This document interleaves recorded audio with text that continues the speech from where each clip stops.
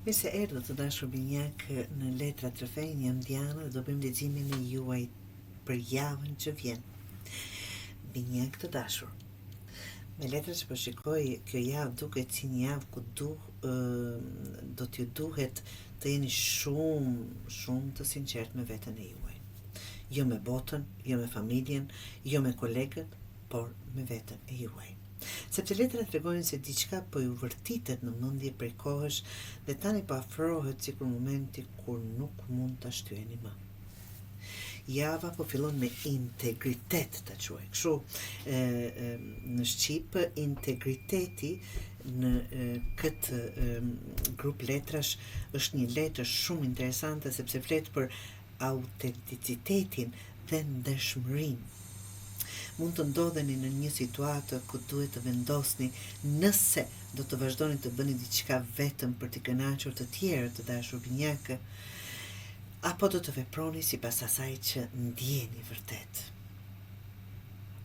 Disa binjakë mund të lodhen nga premtimet bosh, nga njerëzit që thonë një gjë dhe bëjnë një tjetër, ose nga situata që nuk janë më aq të qarta sa kanë qenë dikur.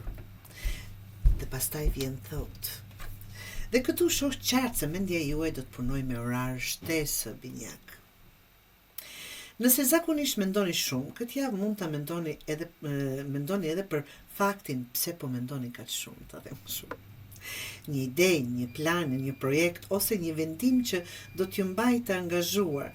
Vetëm kujdes binjak, mos analizoni aq shumë sa të mos veproni fare. Ka raste kur duhet i mendosh, por ka raste kur duhet të thuash mjaft tani.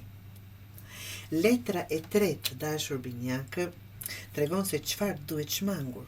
Këtu kemi një energji dualiteti.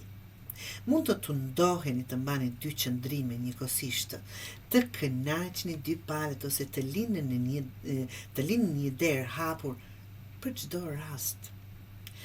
Por kjo javë nuk e pëlqen paqartësinë binjak.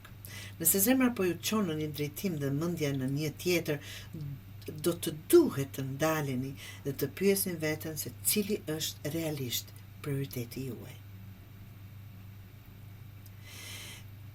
Me letrën e 4 mundësia që hapen gjatë javës shfaqet në këtë letër. Kjo është një energji çlirimi. Diçka që ju ka kufizuar ose ju ka mbajtur të lidhur mund të fillojë të humbas forcën e saj. Dhe këtu më bëj qefi të dashur binjak. Për disa mund të jetë një frikë që keni patur, për disa një zakon, për disa një person, apo për tjerë në një mënyrë e vjetër të menduarit. Çfarëdo që të jetë, po shihet mundësitë për të marrë frymë më lirshëm. Këshilla që vjen nga letra e 5 dhe është ndoshta letra më e fortë e leximit, do thosha, kjo letër flet për ekuilibër të mbrëmshëm dhe vetbesim. Mos kërkoni miratimin binjak të gjithëve para se të merrni një vendim. Binjakët shpesh kanë talentin të dëgjojnë shumë mendime. Problemi është se ndonjëherë binjak dëgjojnë aq shumë mendime sa që harrojnë të dëgjojnë të tyre. Kjo javë ju kërkon të besoni më shumë në gjykimin e juaj. Pra si që filluam të kemi integritet dhe të besojmë vetes tonë, të jemi të sinqertë. Javën e mbylli me një energji shumë të fortë zjarri dhe vendosmërie. Në fund të javës duket sikur do të jeni më të sigurt për atë që doni dhe atë që nuk doni më. Dikush mund të vendos kufi, dikush mund të marrë një vendim nga ju, dikush mund të thotë po, por dhe dikush tjetër jo.